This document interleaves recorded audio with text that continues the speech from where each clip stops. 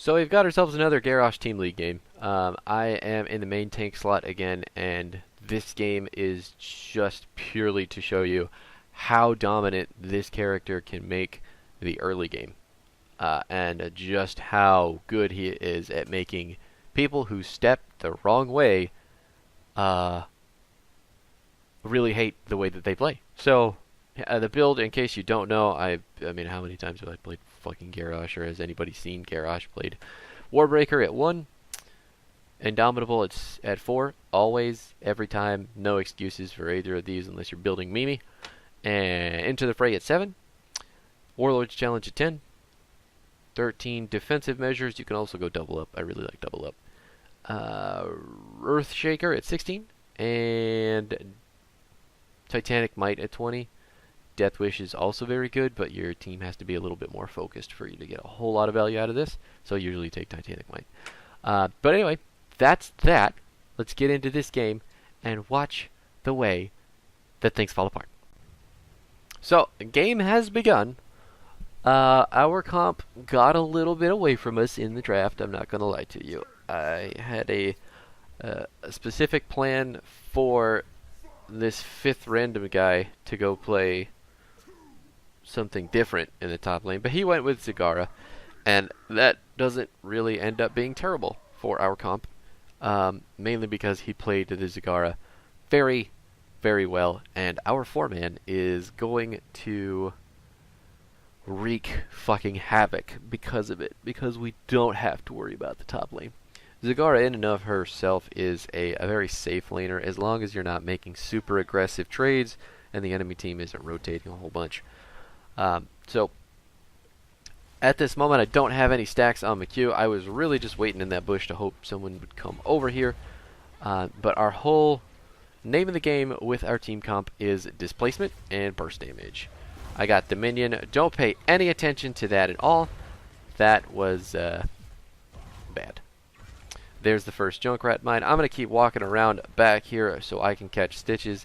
Looks like he decided to go for the globe instead of just running away. And we're going to kill him with the W. Looks like Rainer's going to die from the splash damage. Lily's going down to the mine.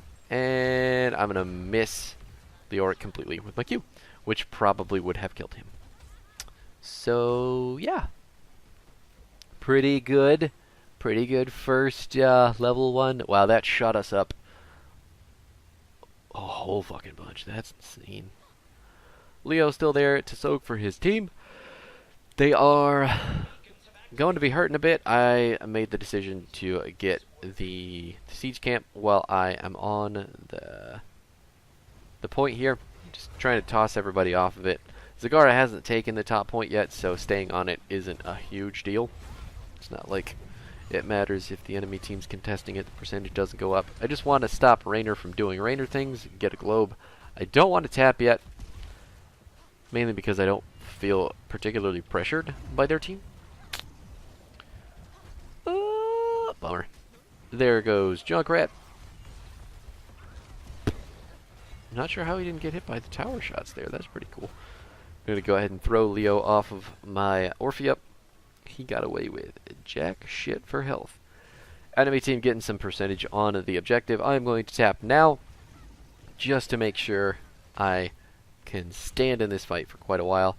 Turning the objective percentage gathering off. Gonna throw... I really didn't want to throw Leo. He didn't even make it to the end of the throw, which is really annoying. Maybe I'm just hitting E too early and the cursor isn't where it needs to be, but... you know.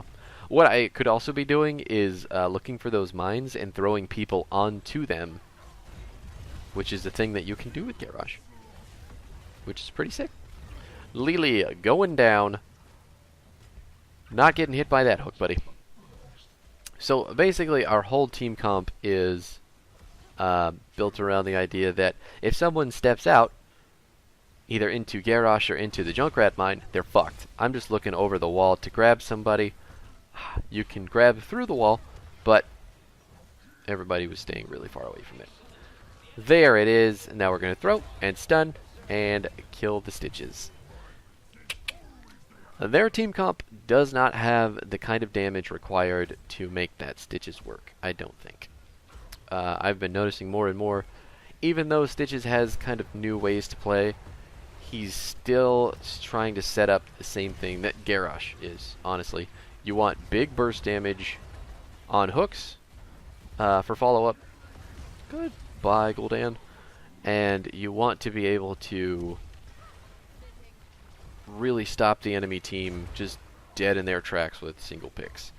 And if you have to take a lot of time to do that, then your hero's not being the tank they need to be. So Garrosh makes it easy because he could just eat tons and tons and tons of damage, and then his throw is super simple.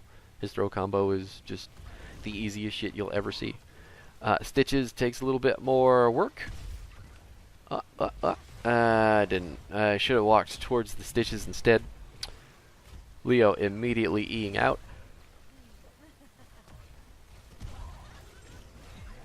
And there's the quest completed with a 3-man queue. Right now, the conversation is just, let's stay here. We have the... Throw him? Yep. We have the push power with our Guardians. We have enough range damage with our Junkrat, our Orphea, and Zag's just doing whatever the fuck she feels like in the top lane because Gul'dan is no match. We have a talent advantage. We have a 2-level advantage. We're getting keep towers right now with the Guardians and the catapult that we have from our dropped fort. So it's taking its time to die because you're not supposed to be this far up this early in the game, but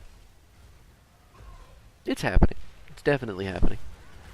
Looking for the throw on Stitches. He knows he can't stand that close to me, so he's got to walk back. The mine is on the ground. We're going to look for someone to walk onto that too. Wishful thinking, you know. I just had to use the Unstoppable to get away from the slow on the tower. The Guardians didn't get any damage whatsoever on the keep, and the enemy team is just playing so scared that there is nothing they can do. We are completely running away with our snowball at this moment. Got that fort, got a ton of just fear into the enemy team. So, camps are easy decision. Then after we get this one, we're going to rotate up to the top camp, push that shit on the remaining fort, get ourselves 10, and we're going to make the enemy team wish that they hadn't clicked the ready button. Because if I were them right now, I would be furious. Absolutely enraged. There's the taunt.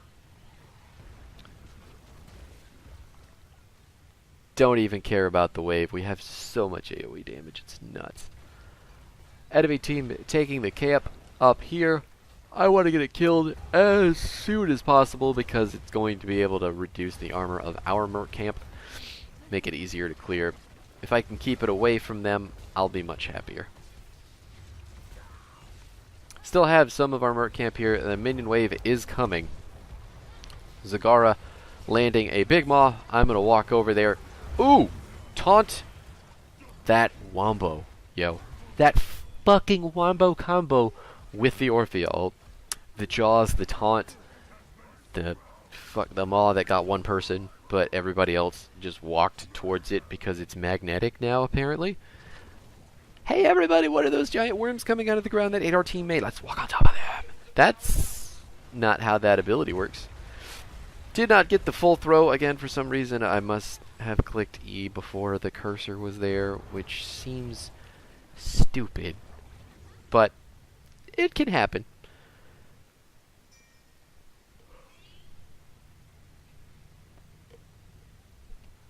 And here we are. Just a waiting game at this point. Zag's going to go down to the bottom lane to clear out the wave and get the bottom beacon. We're going to start walking down there too soonish after we get the lane cleared. Enemy team still does not have ults. We do. Whatever it is that they're doing, it should be looking for a pick, which it seems that is the case. Our healer is running a bit slow, so catching these guys. Oop, looking for a big taunt. Looking for the big taunt. Yeah, there it is. I am not super certain why no one died immediately. Looks like the Maw was to blame, but we're getting the cleanup kills. Here comes the Junkrat tire. Goodbye, Stitches. There it is. I'm going to go channel the beacon while my team does team things. Enemy team still does not have ults, so there was nothing they could do to stop that onslaught. We could take the boss here. It hasn't scaled yet, though. It's not going to be the most statly boss. What I'm saying is the time hasn't elapsed long enough for this boss to be super strong, deadly, game-ending monster terror that it can be. But we're going to get the beacons, and at this point the enemy team can't do anything to stop us other than, watch silently. They have ults now, but we're level 13. We have a 3-level lead on the enemy team. This camp is going to clear out their objective fairly well because of the way that it reduces the armor, and we'll have catapults coming in behind it eventually. Anyway, it's boss and minion wave in front of the enemy base. Ranger dropping the Hyperion. I am looking for a throw on him because he's just easily the most immobile. And there's the fear to try and save Leo, who turns right back around and gets himself killed. I don't care a whole lot about what they're doing. I'm walking over to the Maw. Got the same thing. Gonna kill Stitches. That Riptire doing huge amounts of damage. And here we are.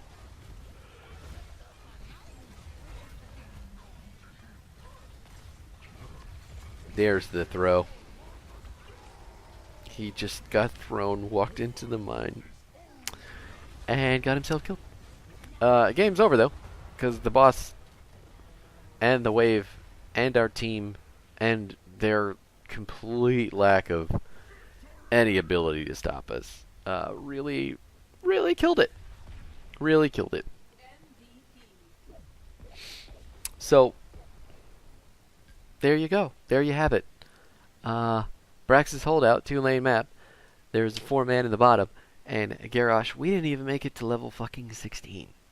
That's how hard that we stomped the enemy team into oblivion. Can you believe it? But there's your talents. If you needed them, that's not the full build. We didn't get that far because we won so hard. 21-0. Let that just sink in. 0 deaths on our whole team. 5 people. No deaths. Can you just imagine for a second? Because that's fucking ridiculous. Just fucking crazy. And this is a competitive game mode. So people were taking it seriously. And we still absolutely destroyed them.